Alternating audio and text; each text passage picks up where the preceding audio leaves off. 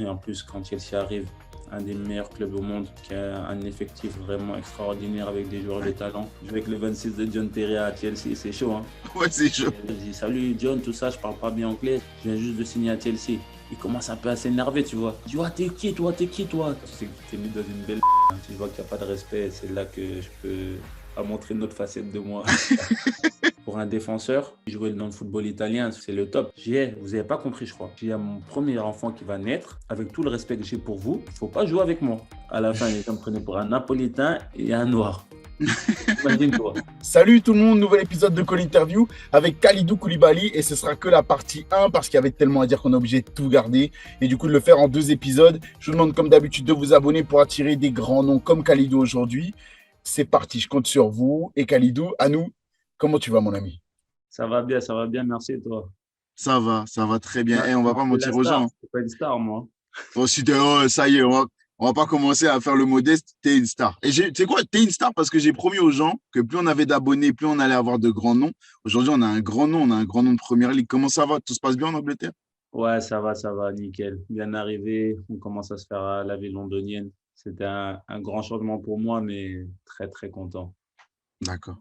Il y a la ville qui est différente, il y a la vie qui est différente, il y a le foot qui est différent. Mais c'est un peu bizarre parce que sur le terrain, en tout cas, on a l'impression que pour toi, que ce soit en Italie, en Angleterre, peu importe, c'est toujours le même niveau, il n'y a pas d'adaptation. Tu galères un petit peu ou pas à te faire à la première ligue? Si, il y a un peu de galère quand même. On va pas dire que tout est rose. C'est vraiment, ça a été difficile pour moi, vraiment, arriver dans une nouvelle vie, une nouvelle ville, déménager 8 ans de ma vie où j'étais en Italie, j'étais super Ouais. bien là-bas à Naples. Et avoir un nouveau challenge, en fait. Je voulais vraiment avoir un nouveau challenge, découvrir autre chose. Après, un de mes rêves, c'était aussi de jouer en première ligue. Et voilà, arrivé là, sur le terrain, ça s'est bien passé. Après, c'était dommage qu'on ait changé de coach. Parce que changer de coach, ça fait toujours mal. Mais voilà, il y a un nouveau coach qui est arrivé avec des nouvelles idées. Et pour l'instant, ça se passe super bien. On essaie de s'adapter le plus rapidement possible.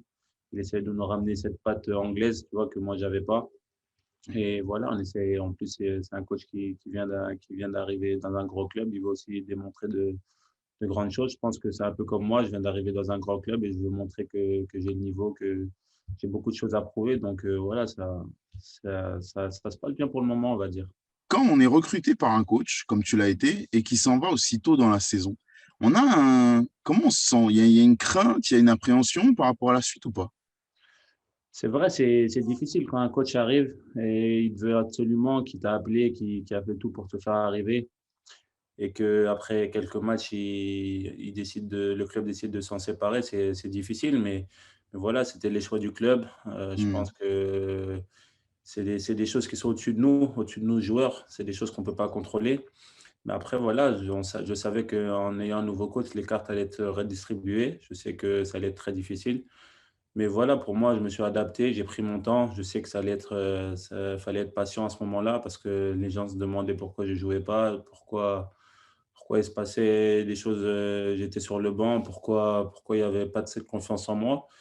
Mais le plus important, c'est que moi, j'ai gardé cette confiance en moi, que mes coéquipiers aussi avaient gardé cette confiance en moi. Et ensuite, j'ai eu beaucoup d'amis qui m'ont soutenu à ce moment-là, même si ce n'était pas une période facile pour moi. Mais je pense qu'il y a d'autres personnes qui sont dans des moments plus difficiles que moi. Donc, je n'avais pas Hmm. à m'énerver, pas à être impatient. J'avais seulement à démontrer sur le terrain. Et c'est ce que j'essayais de faire jusqu'à aujourd'hui, c'est-à-dire de montrer au coach qu'il peut avoir confiance en moi. Et pour l'instant, ça se passe bien. Mais le plus important aujourd'hui, c'est que toutes les minutes qu'il me donne, je les prends avec plaisir et j'essaie de lui démontrer. Je prends du plaisir sur le terrain, j'essaie Hmm. de ne pas prendre de but, j'essaie de montrer de quoi je suis capable. Et voilà, après, la confiance, elle va revenir de elle-même. Et je sais que si je joue à mon niveau, je sais que je pourrais avoir une place dans le 11 de départ. Donc, c'est à moi de démontrer à tout le monde que j'ai le niveau de Chelsea et j'espère que ça sera très rapidement le cas. J'ai pas beaucoup de doutes sur le fait que tu y arrives. J'ai pas beaucoup de doutes. Mais alors, bon, ok, il t'a mis un petit peu sur le banc, même il y a pas mal de minutes quand même. Mais est-ce qu'il y a une explication qui est venue avec? Est-ce qu'il t'a dit un petit peu ce qu'il te reprochait ou ce qu'il manquait, ce qu'il attendait de toi? Il a échangé un peu avec toi ou pas encore? Si, il a échangé avec moi, on a beaucoup échangé. Lui avait vu que je venais quand même de l'Italie, il avait vu ce que j'avais fait avec Naples, donc ça, Mhm. c'était plaisant pour moi, c'était très agréable parce que voilà, j'ai fait quand même de très bonnes choses à Naples. Après, lui, il a pris son temps, il a dit qu'il venait quand même dans un nouveau club, dans un grand club. Il connaissait pas tout le monde, donc il essayait de faire avec les joueurs qu'il connaissait, il essayait de connaître un peu tout le monde. Donc moi, j'ai été très calme, comme lui, il a été très calme. On a parlé comme des adultes et lui il m'a dit que voilà, il comptait sur moi, mais qu'il fallait que je sois patient, que mon temps allait venir, qu'il y allait avoir des minutes pour tout le monde. Et à Mhm. partir du moment où il m'a dit ça dans les premières semaines, moi, j'ai accepté et puis j'ai dit: «OK, je vais prendre mon mal en patience». Vous savez, tout joueur compétitif veut jouer, mais voilà, moi, j'étais très calme, j'étais tranquille, je prenais du plaisir sur le terrain. Pour moi, c'était le plus important, c'est de revenir sur les bases à ce moment-là, c'est-à-dire prendre du plaisir sur le terrain, essayer de bien Ouais. défendre, essayer de faire ce que j'aime. Et voilà, après, j'ai eu la chance de jouer mon premier match titulaire sous ses airs, sous l'ère de Monsieur Potter contre le Milan. Et c'était un match que je tenais vraiment à cœur parce que c'était contre une équipe italienne, Mhm. contre le grand Milan AC. Et voilà, j'ai essayé de donner de mon meilleur et pour le moment, ça se passe super bien. J'espère que ça va continuer comme ça. Comme tu dis, ça se passe super bien. On sent que la mayonnaise, elle est en train de prendre. Donc, en tant que fan de Tottenham, je vous dis juste calmez-vous parce que je vous vois arriver là dans le rétroviseur au classement. Donc, calmez-vous.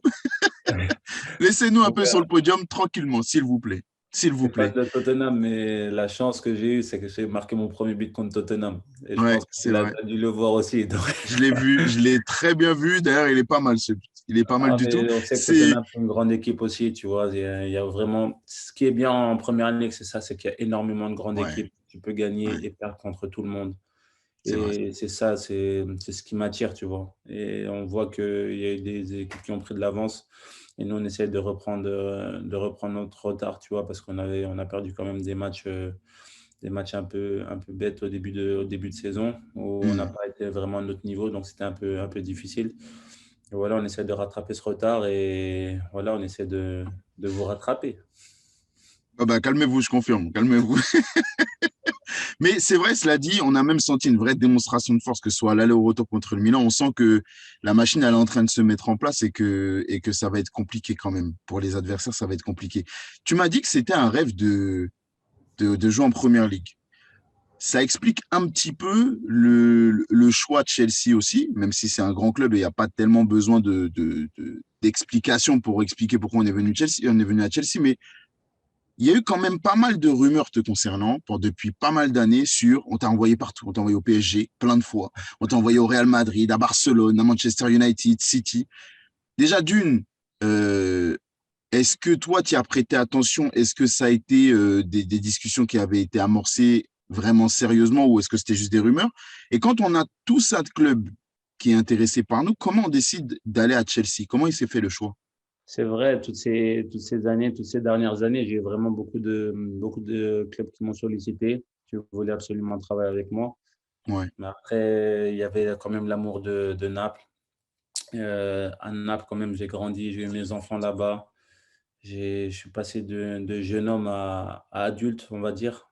J'ai eu mon fils aîné qui est né là-bas, ma fille aussi est née là-bas. Donc, il y a vraiment beaucoup de choses qui m'attachent à Naples. Après, voilà, chaque année, il y avait mon nom qui tournait dans beaucoup de clubs. Après, il y a un choix à faire avec, avec plusieurs personnes, c'est-à-dire ma famille, mais aussi le club. Et le club, à chaque fois, ils ont vraiment fait le forcing pour me garder. Après, moi, je ne suis pas un joueur qui va beaucoup, qui aime aller à la guerre avec son club pour pouvoir partir. Je préfère partir propre et comme je l'ai toujours fait parce que je suis quelqu'un de très respectueux.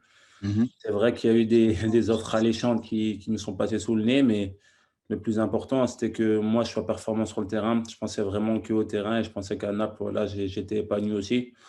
Donc, j'ai refusé, bah, du moins le club et moi avons refusé certains clubs. Et je pense qu'on est arrivé à cette année où c'était, je pense, le bon moment pour partir parce que j'étais arrivé vraiment au bout à Naples où je leur avais tout Ouais. donné. Je ne voyais pas ce que je pouvais leur donner en plus parce qu'ils m'ont vraiment tout donné, l'amour ils étaient toujours derrière moi, ils m'ont toujours supporté, ils m'ont très bien accueilli. Ma famille, quand ils vont à Naples, ils sont très, très bien accueillis, même mes amis. Donc, j'étais vraiment à la maison, mais je pense qu'il était arrivé un moment où je devais voir un autre challenge. Et et j'avais décidé de partir. Ensuite, il y a des clubs qui se sont manifestés. J'aime pas trop dire les noms, mais je vais pas les dire. De toute façon, c'est mieux comme ça. Ouais, les dis pas besoin. Et voilà, il y a des clubs qui se sont manifestés, qui voulaient me faire venir. Mais il y a eu un travail de longue haleine de Edouard Mendy et Jorginho qui me travaille, qui me picore dans la tête depuis de nombreux mois pour me faire venir à Chelsea. On n'arrête pas de parler de Chelsea parce que, vous savez, avec Edu, quand on est en sélection, on parle de nos clubs respectifs, comment ça se passe dans nos clubs. Et lui, vraiment, ça fait déjà plus d'un an qu'il me parle de Chelsea, comment ça se passe, qu'ils sont vraiment intéressés. Mais voilà, tu vois, lui qui me disait ça, et puis moi, j'attendais, on va dire, un appel de leur part, tu vois. Et mon agent parlait souvent avec eux, mais il n'y avait rien de concret à la base. Et après, on a parlé avec beaucoup de clubs cet été. Mais quand Chelsea vient avec une telle force, ils sont arrivés quand le coach t'appelle, quand tu as Jorginho qui t'envoie des messages depuis le mois de mars pour te faire venir, quand tu as Edu qui appuie, quand tu connais la plupart des joueurs de Chelsea, et puis surtout que j'ai parlé avec ma famille, avec mes parents, ma femme, mes proches, et je leur ai dit que c'était une idée d'aller en Angleterre. Et Chelsea est arrivé vraiment en force, où ils nous ont fait une proposition que ça a été accepté directement par Napoli. Et en plus, quand Chelsea arrive, un des meilleurs clubs au monde, qui a l'habitude de gagner des titres, qui a un effectif vraiment extraordinaire avec des joueurs de Ouais, talent. Et tu vois que même ces joueurs te contactent pour pouvoir te faire venir. Tu te dis, ah, il n'y a pas photo, je vais aller à ouais. Chelsea. Je suis plutôt confiant. Comme je t'ai dit, je pense que ça va bien se passer pour toi. Mais C'est c'est vrai, ça. moi, j'apprécie particulièrement, j'ai toujours apprécié ton profil et la personnalité que je voyais à Naples. Mais de par le statut aujourd'hui de la Serie A, il y a toujours eu cette envie de te voir encore, tu sais, step up dans un club d'une envergure encore supérieure. Je suis content de voir que c'est à Chelsea parce que je suis content de te voir en première ligue tous les week-ends. J'aurais préféré ne pas avoir à t'affronter parce que tu as déjà mal commencé les choses en mettant un but contre nous, mais c'est vrai que ça fait plaisir de te voir là-bas. Il y a Merci. une autre facette de ta personnalité. Tu as souligné le respect qu'il y a chez toi. Et c'est vrai, on le sent même là quand j'ai commencé à discuter avec toi. Je sens du respect envers les autres qui sort de manière très naturelle de ta personnalité. Il y a eu cette petite séquence avec John Terry.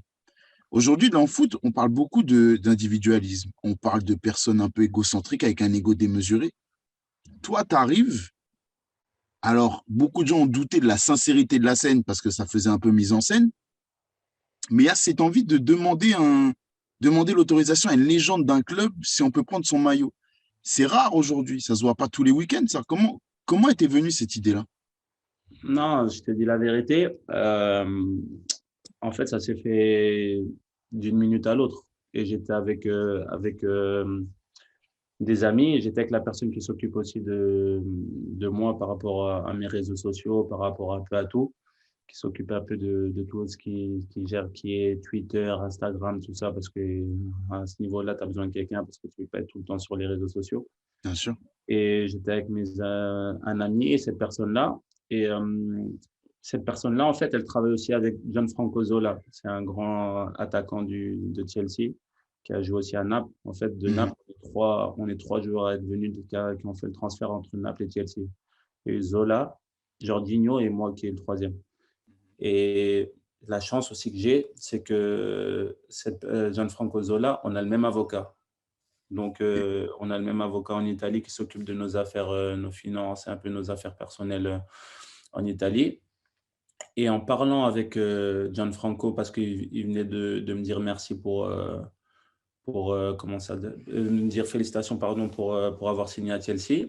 Il me dit, et je lui dis, mais en fait, le numéro 26, c'est qui l'avait ici? Parce que je vais prendre le 26. Et on avait un doute que le 26 il soit retiré, tu vois. Parce qu'on avait un petit doute, j'avais vu que sur le 26, il n'était pas pris, il était pris par personne.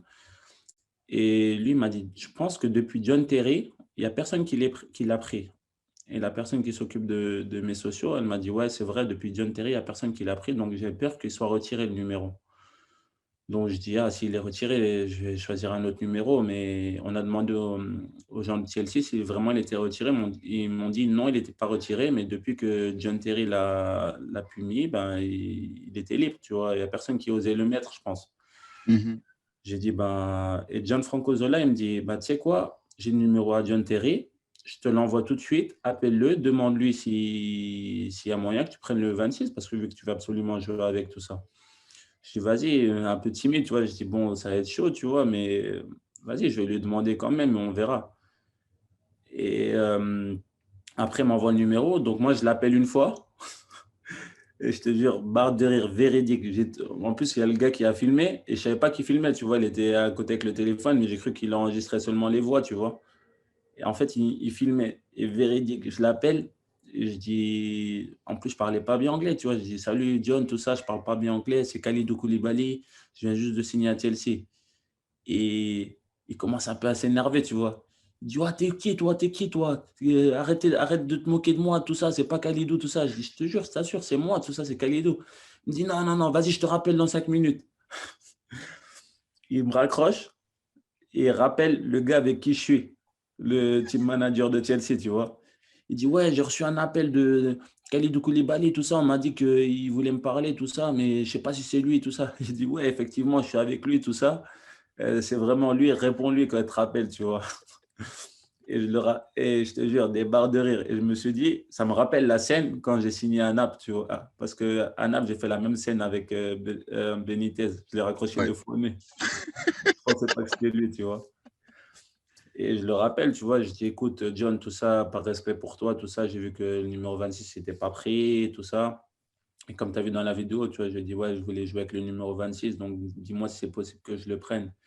Et le gars ne me connaît même pas, il ne sait pas d'où je viens, tout ça. Et direct, il a dit la démarche et tout. Je tiens à te remercier de la démarche.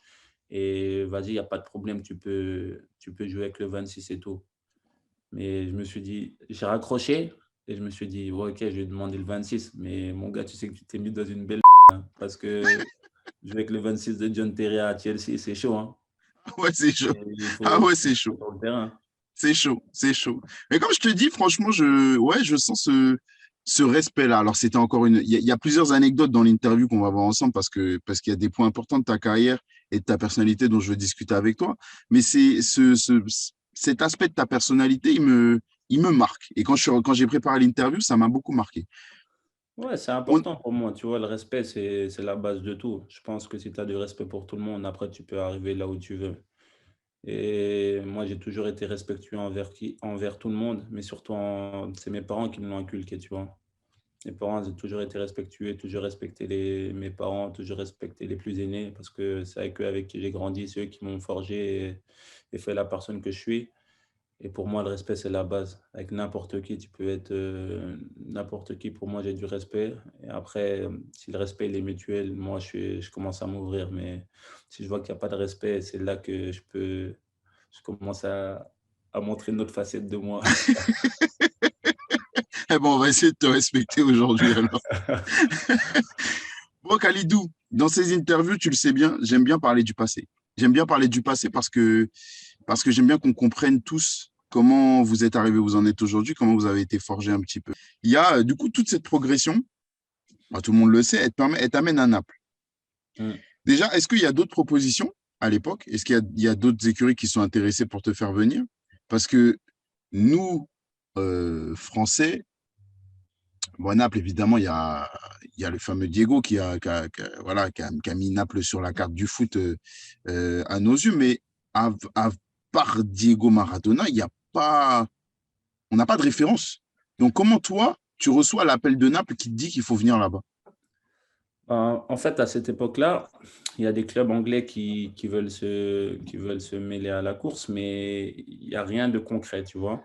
Mhm. Il y a seulement un club en Russie, le Spartak Moscou, qui voulait absolument que je vienne au mois de décembre. Mais en même temps, il y a Naples qui m'appelle. Donc, j'hésite un peu, mais je dis, bon, vas-y, je vais aller à Naples, tu vois. Donc, j'ai fait tout pour aller à Naples. Mes gars qui disent, ouais, on ne peut pas te laisser partir en cours de saison comme ça, on n'a pas de remplaçant, ça ne s'est pas fait en fait, parce que aussi le temps, c'était les derniers jours du mercato d'hiver, donc ça ne s'est pas fait. Et moi, je me dis, ah, ça ne s'est pas fait maintenant, ça va être chaud, tu vois. Donc, je me dis, à la fin de saison, je ne sais pas s'ils vont me faire. Et Benitez, tu vois, quand il m'appelle au mois de janvier, en plus, après, je lui ai raccroché 2 fois au nez, il me dit, suis pendant 6 mois Naples, regarde ce qu'on fait, regarde le football italien, regarde un peu tout, tu vois. Et moi, je me dis, ouais, il me dit ça pour me dire, m'encourager, tu vois, mais Mhm. après, on verra ce qui se passera. Il s'avère qu'avant la fin de la saison, ils disent à Genk, ouais, nous, on veut le faire, c'est fait, c'est bon, on veut l'acheter. Benitez, il insiste pour me faire signer avant la fin de saison, tu vois. Donc, moi, super content, je dis, c'est quoi, je vais à Naples parce que pour un défenseur, aller en Italie, jouer dans le football italien, je pense que c'est le top, tu vois. C'est le summum Mhm. pour un défenseur. Parce que Cannavaro, Maldini, Nesta, Materazzi, tous ces joueurs, tu vois, c'est des super défenseurs. Ouais, Et c'est vrai. il y avait Chiellini, Bonucci. Et moi, je me dis, je pense que c'est la bonne école pour moi, tu vois, pour apprendre vraiment à bien défendre, à être un performant. Et si je veux être un des meilleurs défenseurs, ça passe par l'école italienne, tu vois. Mhm. Donc, je me dis, je vais à Naples. Et je me souviens qu'il y avait Julien Gorius et Fabien Camus. Ils me disaient, mais t'es fou, toi, mais va à Naples tout de suite. Mais va à Naples, c'est Napoli. Oh, c'est Naples. Arrête de croire je sais pas quoi. Arrête d'attendre je sais pas qui. C'est Naples. Naples, c'est un des meilleurs clubs en Italie qui joue le haut tableau, qui jouait presque la Ligue des Champions ou qui jouera l'Europa League, mais ils vont jouer une Coupe d'Europe. Oh, c'est Naples, vas-y. Et quand ils m'ont dit ça, tu vois, parce que je m'entendais super bien avec Julien Gorius et Fabien Camus, et je dis, il faut que j'y aille, tu vois. Et je dis, D'accord. vas-y, je veux y aller. Et sérieux, Naples, au début, ça fait peur. Tu as peur, tu vois, parce que tu te dis, ouais, tu vas à l'étranger, tu vas à Napoli, tu vois ce qu'ils disent dans les gens, tu vois ce que disent les gens. Alors que Naples, le top, il n'y a rien à dire. Et les gens, je pense que même mes amis aujourd'hui regrettent que je sois parti de Naples parce qu'ils veulent y retourner, tu vois. Naples, c'est top de top. J'ai passé une D'accord. année extraordinaire. La ville était top. Niveau football, j'ai eu Benitez comme coach en arrivant. Mhm. Benitez, il m'a fait un cours de tactique avec des verts le premier jour. C'est vrai?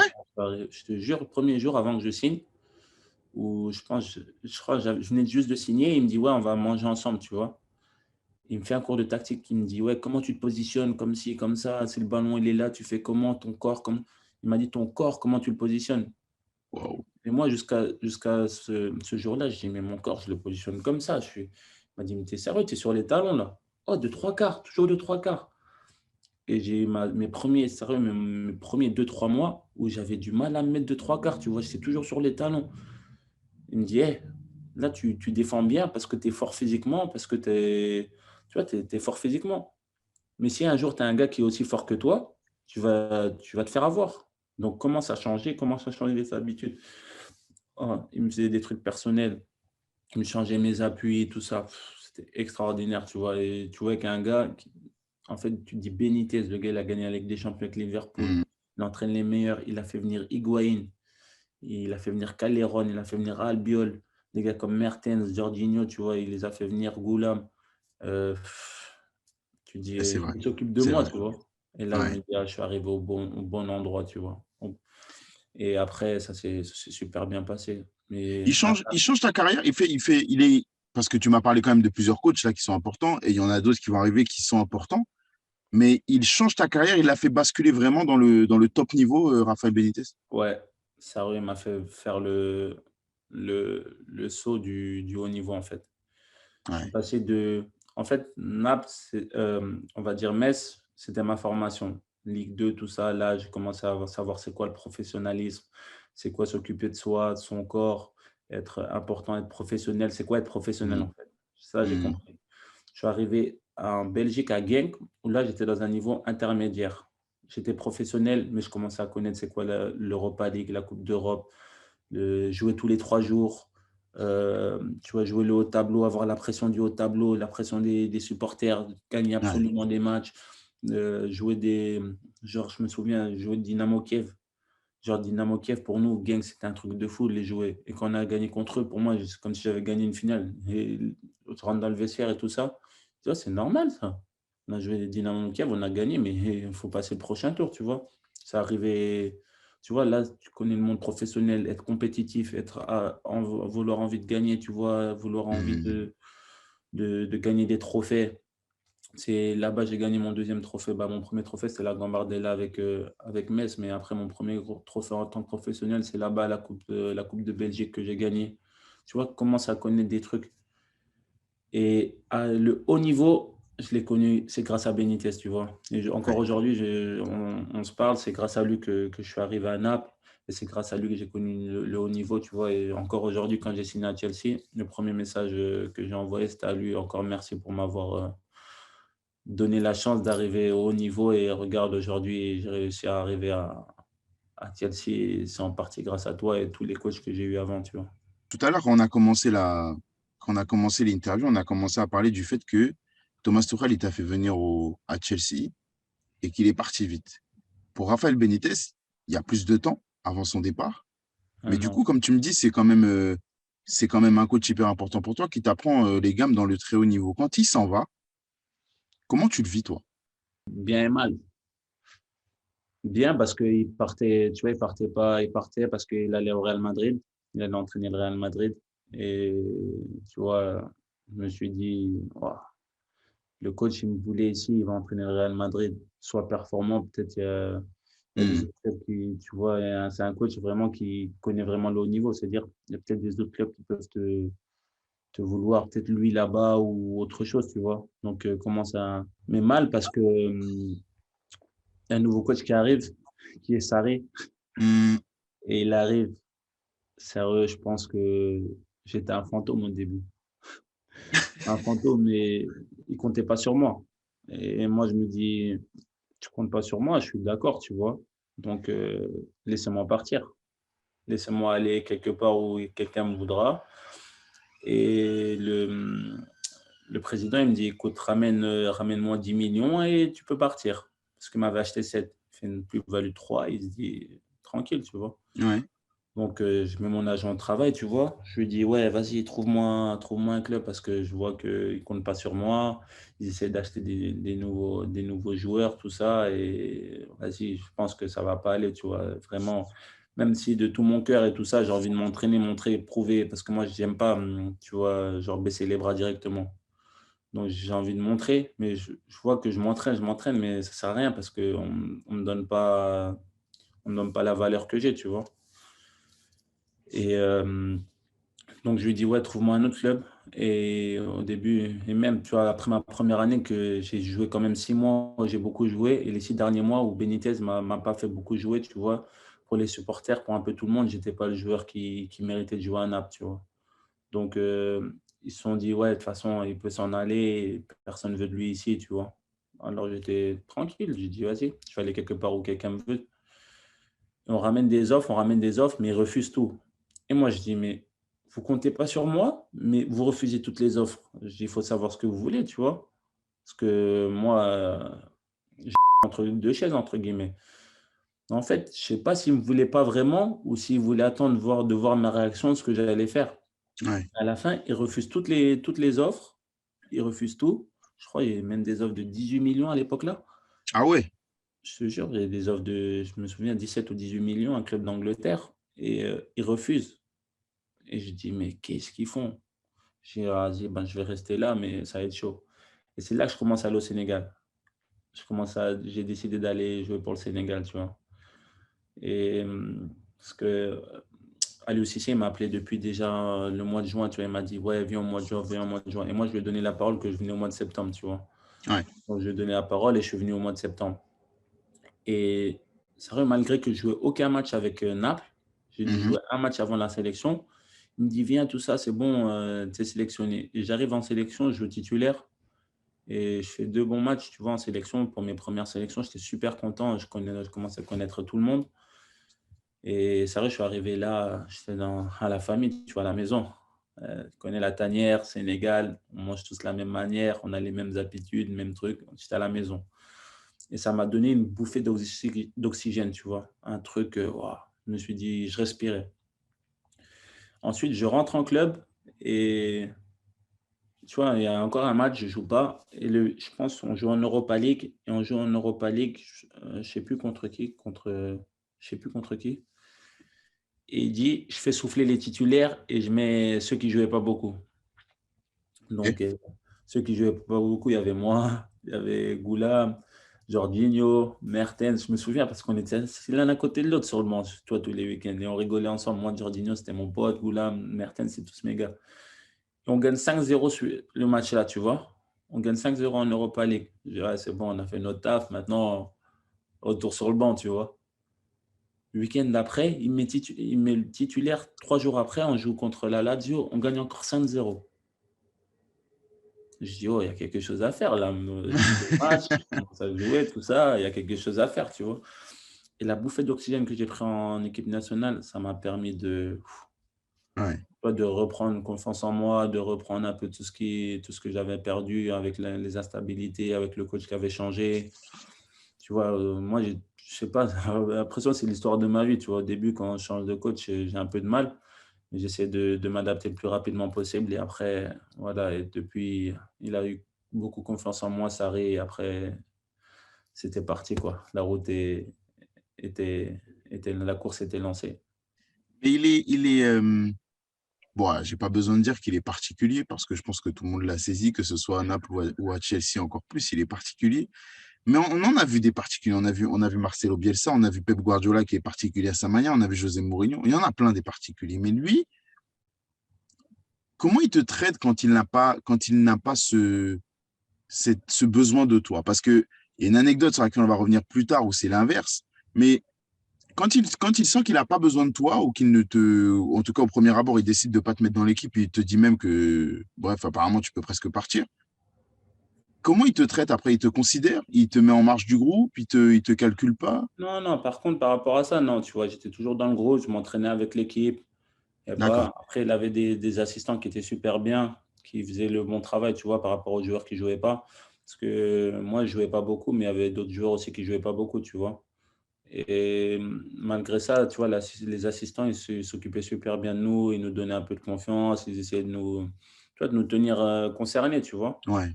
Après, c'est vrai qu'il ne comptait pas beaucoup sur moi, mais de toute façon, Sarri, ce n'est pas quelqu'un qui va parler avec tous les joueurs, tu vois, qui va faire ami-ami avec tout le monde, hein.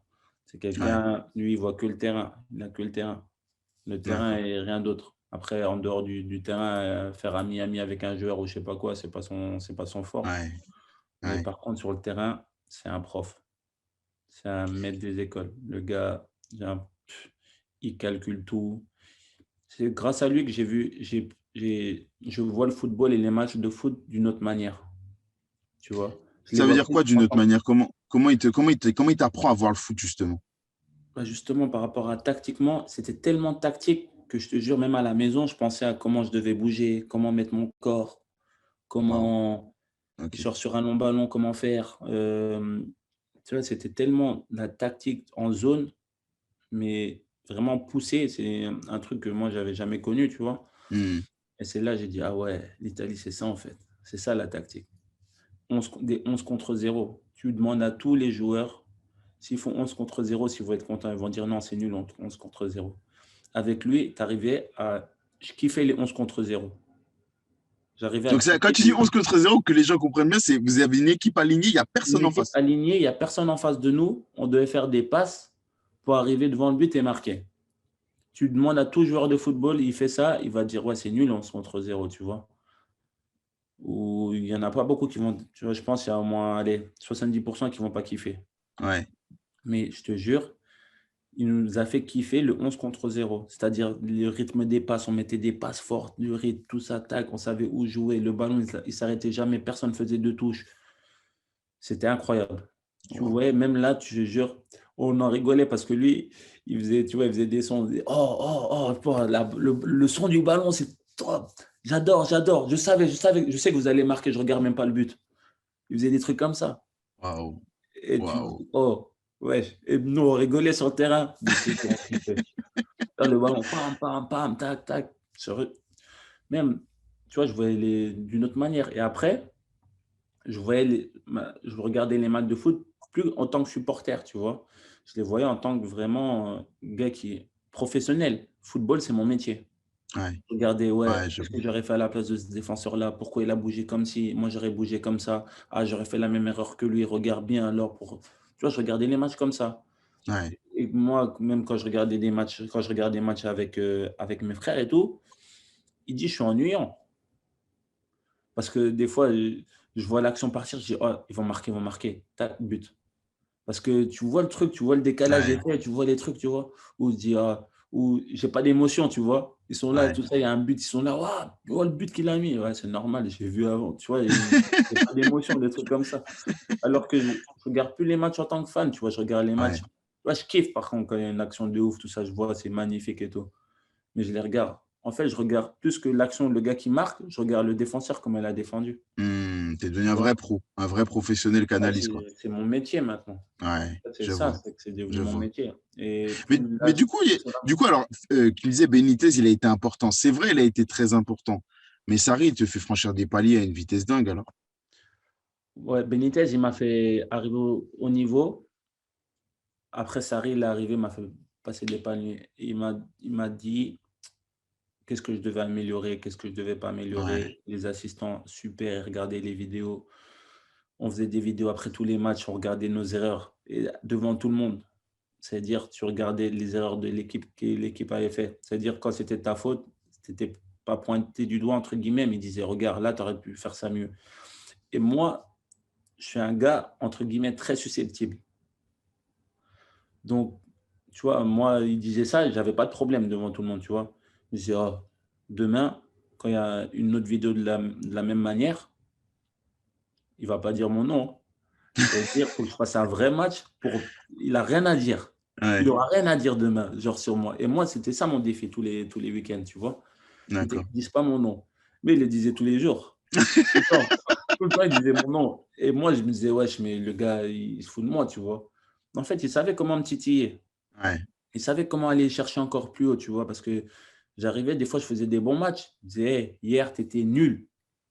Je disais, vas-y, c'est bon, arrête, toi aussi. Tous les matchs, je suis nul, tout ça, nanani, nanana. Il dit, hey, hier, tu étais nul. Crois pas que je sais pas quoi. Tu étais nul hier. Après, je dis, oh, je sors, tu vois, comme ça, après, on allait à la vidéo. Il faisait exprès de trouver des trucs que j'avais fait ouais, pour me ouais, titiller, tu vois, pour me dire, ouais. ouais, non, le gars, il faut qu'il travaille encore, tu vois. Vous avez quand même, sous ses ordres, quand je disais, tu vois, pour nous en France, Napoli, c'était Maradona, mais c'était que ça. Pour nous, quand je dis nous, je parle de ma génération. Tu es de la même Ouais, génération que moi. C'est notre génération, Napoli, comme tes collègues de l'époque, ils ont dû te dire, vas-y, va au Napoli, c'est un truc de fou. On ne se rendait pas compte de ce qu'était le Napoli. Quand lui est venu, au-delà du travail de Benitez, il a quand même apporté, lui, un style, une élégance. Vous avez fait des deuxième places, troisième places, mais c'était incroyable le jeu que vous arriviez à faire. C'était incroyable. pour te dire, même moi, derrière, je prenais du plaisir. Des fois, je touchais pas la balle sur des actions, je disais, ouais, on est trop fort. C'est incroyable qu'un coach, On il est arrive à trop faire fort. ça. C'est incroyable. Bon, on a parlé du bon côté, mais on l'a dit, Mauricio Sarri, c'est plusieurs côtés. Et Ouais, une anecdote, parce qu'évidemment, je travaille avant de te recevoir. On va rendre à César ce qu'il y a à César. Il y a The Players Tribune qui a fait une interview avec toi. Et dedans, tu racontes une anecdote qui est extraordinaire de Sarri par rapport à la naissance de ton enfant. Et je veux voir ton visage quand tu me racontes cette anecdote parce qu'elle est légendaire. Dis-moi, qu'est-ce qui se passe? Je remets le contexte. Match contre Sassuolo, si je ne dis Solo, pas de bêtises. 13 janvier 2016. Ta femme est enceinte. Enceinte, bien enceinte. De sénile, bien enceinte. Elle était Et à la maison. comment dire, t'es en analyse vidéo avec le groupe. Vas-y, dis-moi ce qui se passe. Ouais, c'est ça, en fait. Le matin, attends, c'était le matin, on dormait à l'hôtel ou pas? Je ne sais plus si on dormait à l'hôtel, mais bon, on était le matin à 11 heures. Et analyse vidéo sur l'équipe de Sassuolo.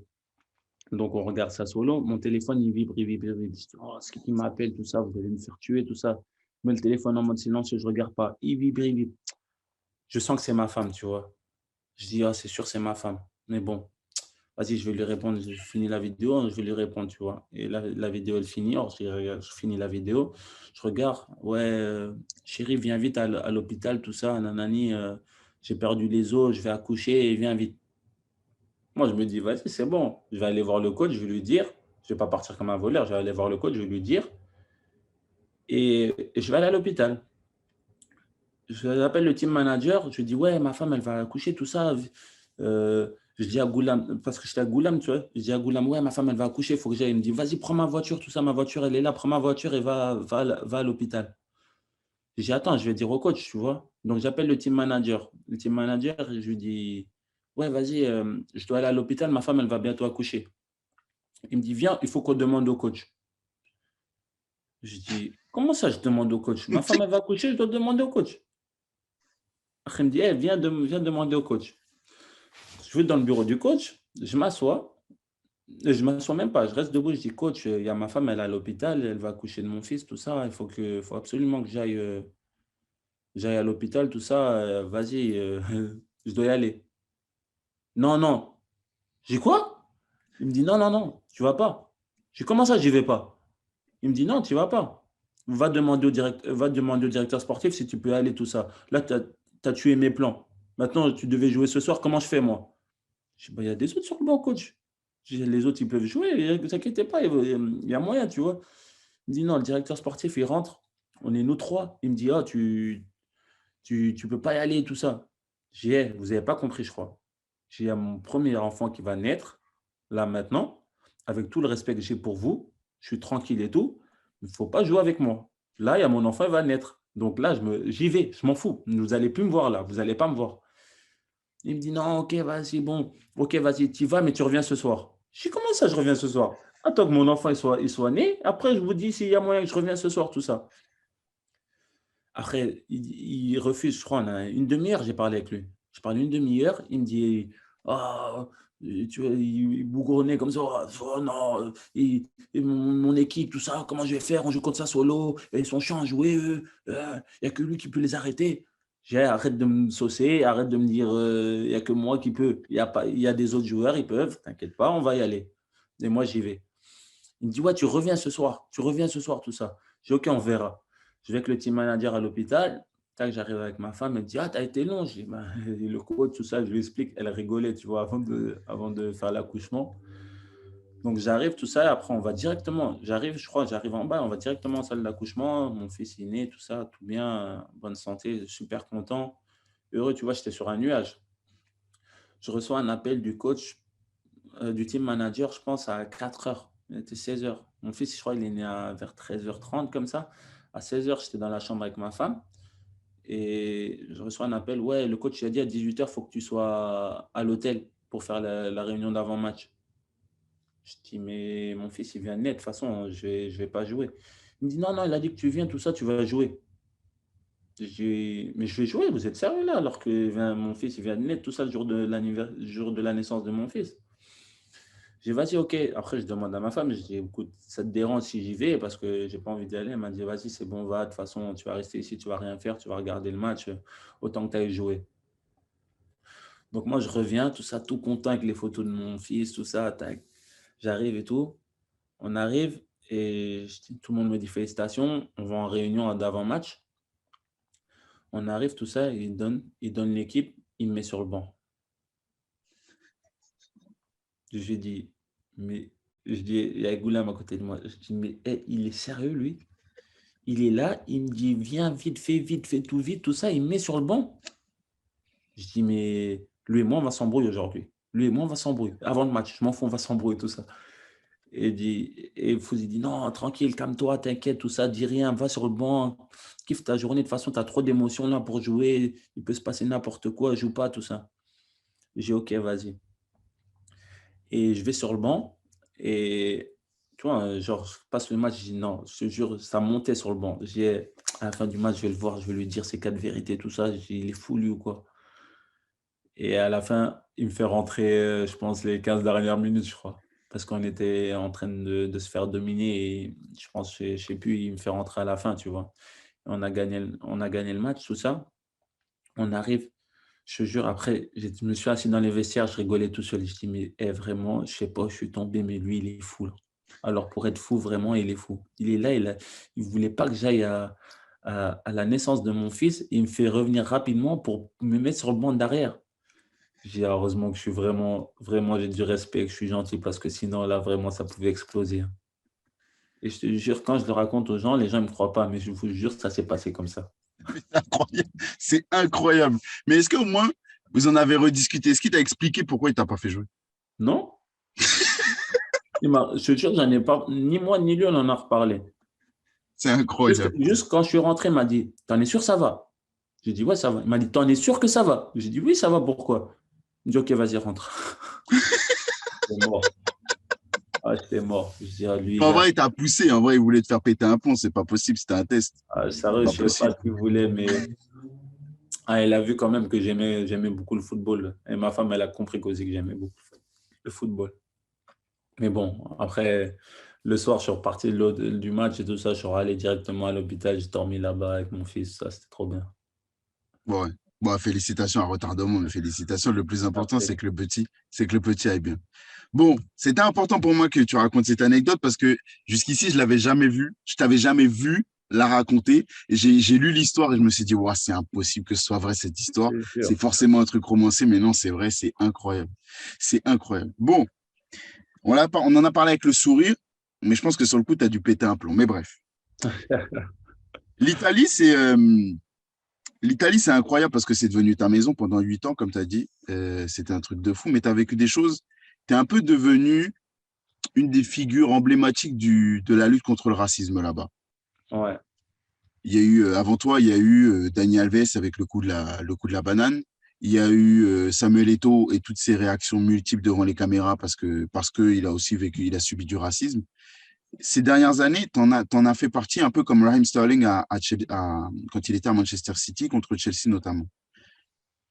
Comment, comment est-ce que ça débute? Parce que quand tu me parles du peuple napolitain, malgré toutes les appréhensions, tous les stéréotypes, les préjugés qu'il peut y avoir, apparemment, c'est aux antipodes de ça. Tu n'en as jamais subi là-bas.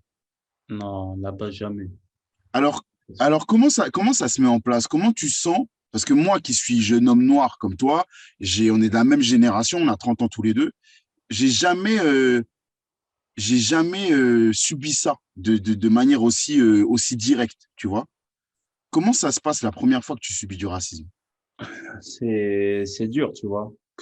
Déjà, le fait de le comprendre, tu vois, parce que peut-être j'en ai subi avant, mais je comprenais pas bien l'italien ou j'arrivais pas à faire la différence, tu vois. Mais la première fois que ça m'est passé, c'était contre la Lazio à Rome. Et je voyais que quand je touchais la balle, les gens ils faisaient des cris de singe, tu vois. Hmm. Et là, je dis, c'est pour moi ou c'est pas pour moi?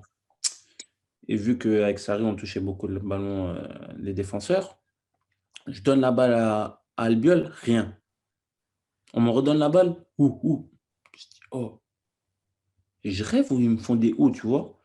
À la mi-temps, je parle avec, je crois que c'est à la mi-temps, je me souviens plus exactement, mais je parle avec Fouz, avec Goulam, ou peut-être pendant le match. Je lui dis, mais t'entends pas qu'il y a des ouh quand je touche la balle? Il me dit, ouais, il y a des cris de singe. Moi aussi, je pensais que j'étais fou, mais c'est ça. Je dis, Oh. putain, je dis, oh. Et tu vois, tu as une petite sensation de honte. Genre comme si tu avais fait quelque chose de mal, tu vois. Tu dis, ouais, genre, tu as une boule au ventre, comme si toi, tu avais fait quelque chose de mal. Et moi, j'avais honte comme ça, j'étais pas bien. Et l'arbitre, je me souviens, c'était Irati, il arrête le match. Il dit, ouais, ils font une annonce, il dit, hey, genre, tous les gens qui font des, des hurlements comme ça contre de racisme, tout ça, il faut que vous arrêtiez, sinon on va arrêter le match et ça va être fini. Et moi, tu vois, j'étais là, j'ai dit, oh, la honte. Tu vois, la honte. Qu'est-ce qu'il faut? J'ai fait quoi pour que les gens ils viennent, ils font des bruits de singe comme ça contre moi? Hmm. Et j'étais pas bien. Et je commence à me poser des questions. Je dis, est-ce que j'ai fait quelque chose de mal? J'ai fait, tu vois, je commence à, comme si c'était de ma faute, tu vois. Alors que c'est pas de ta faute.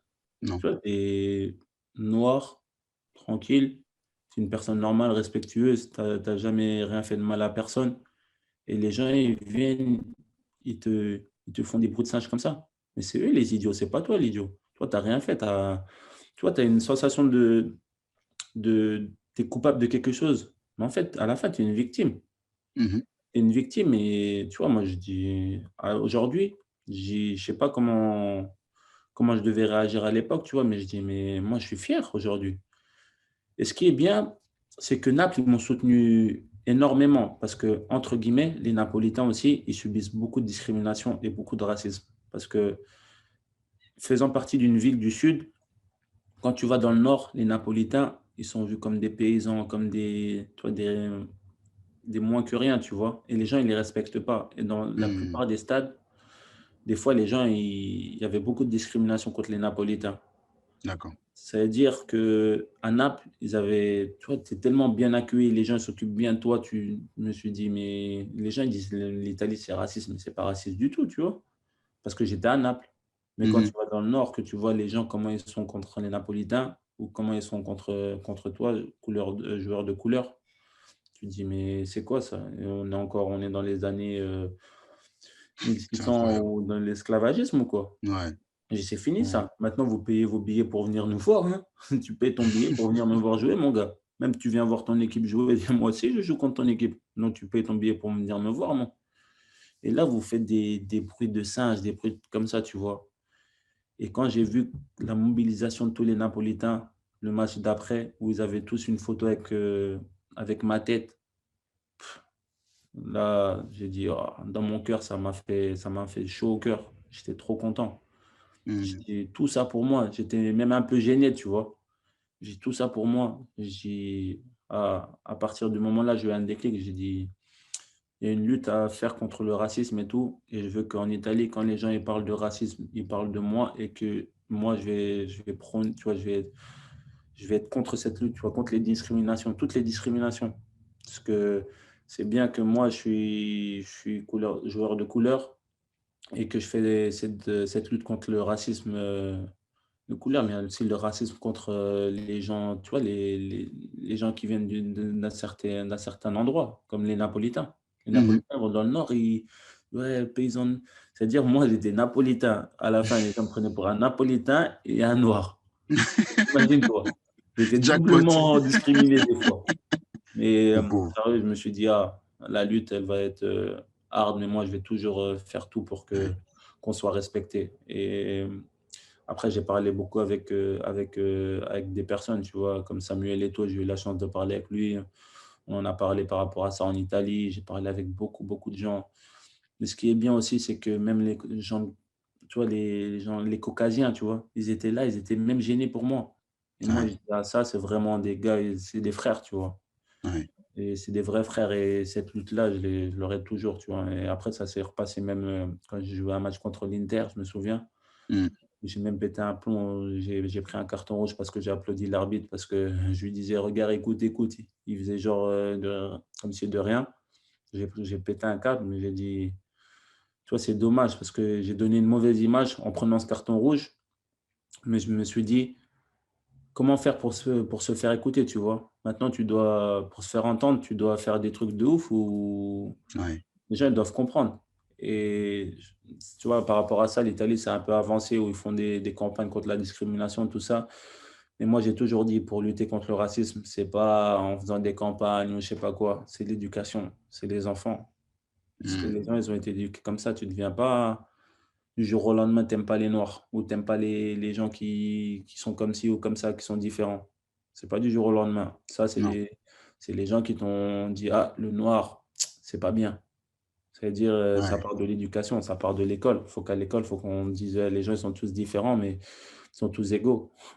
Moi, j'ai Ouais. la j'ai la chance, je suis français, je parle italien, je suis sénégalais, je parle peul, tu vois? Pour moi, la mixité, c'est magnifique. Ouais. Tu vois, aujourd'hui, avec mon fils, il parle français, il parle italien mieux que moi. Aujourd'hui, on arrive en Angleterre, il va parler anglais, Inch'Allah. Mais pour moi, c'est le top, tu vois? Et pour moi, en plus, c'est un enfant métis. Pour moi, la mixité, c'est de la beauté, tu vois? Je vais te poser une question qui est un peu personnelle. Euh, À toi de me dire si tu veux y répondre ou pas. Mais elle est un peu personnelle. Quand ta femme, elle te voit rentrer de ce match-là contre la Lazio, elle voit dans quel état t'es, elle voit comment tu as été chahuté. Je suppose qu'elle a eu vent de ce qui s'est passé, parce qu'elle était sûrement devant le match. C'est quoi sa réaction? Elle était inquiète, très inquiète, très, très inquiète parce qu'elle a vu que je suis rentré et j'ai pas parlé. Je parlais à personne et en plus, il y avait que nous 2 à la maison, je pense. Mon fils était pas né encore Hmm. et je rentre, je parle à personne, je dis rien, je regarde seulement la télé, je suis dans mes nuages parce que moi, je suis encore dans le fait que je suis fautif, tu vois? Elle me dit: «Ah, tu veux en parler, tout ça?» Je dis: «Sérieux, ça me saoule, tu vois. Je comprends pas pourquoi les gens ils sont comme ça, tout ça. Et tu vois, elle m'a soutenu direct, tu vois? Et c'est là que je me suis dit: «Mais en fait, je suis pas le fautif, je suis une victime, en fait». Parce que là, elle m'a dit: «Eh mais c'est pas de ta faute, c'est pas toi, tu as rien fait. Il faut pas que tu commences à croire que je te connais parce que toi, parce qu'elle, elle me connaît vraiment bien parce que ça fait depuis 2008 qu'on est ensemble Hmm. et elle m'a dit: «Mais je te connais, je sais ce que tu vas faire. Là, tu vas t'en prendre à toi-même, tu vas dire que c'est de ta faute, tu vas dire que les gens, ils ont raison, tout ça». Ils ont pas raison, ces gens-là. Ils ont tort. Ils ont tort et c'est à toi de voilà, maintenant d'être fort, tout ça et voilà, si tu as envie de faire, une lutte contre ça, fais-le, mais voilà, tu vois? Mais je pense qu'elle était très inquiète parce qu'elle a vu que je parlais pas, comme si j'étais fautif de quelque chose alors que c'était pas du tout le cas, tu vois? Et voilà, c'est tout pour la partie 1 de cet épisode avec Kalidou Koulibaly. On se retrouve dès la semaine prochaine pour la partie 2 et on va voir plein de sujets importants. La fin avec Naples, le Sénégal évidemment, l'échec en finale de la CAN, puis la CAN remportée. Bref, manquez pas ça. On se retrouve très vite. Allez, ciao.